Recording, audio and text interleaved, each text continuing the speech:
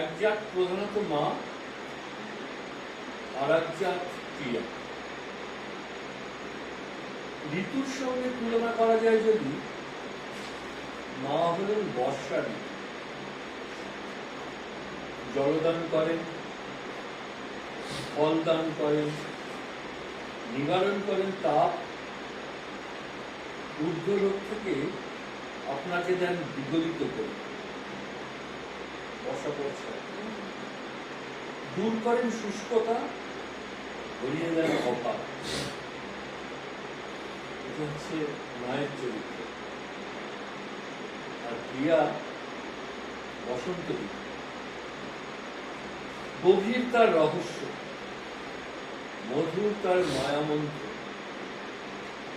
তার চাঞ্চল্য রক্তে তোলে তরঙ্গ, পৌঁছায় চিত্তের মণিকোঠায়, যেখানে সোনার বীণায় একটি নিবিত তার রয়েছে নীরবে, ঝংকারের অপেক্ষায়, যে ঝংকার বেজে বেজে ওঠে সর্ব দেহ মনে অনির্বচনীয় গান।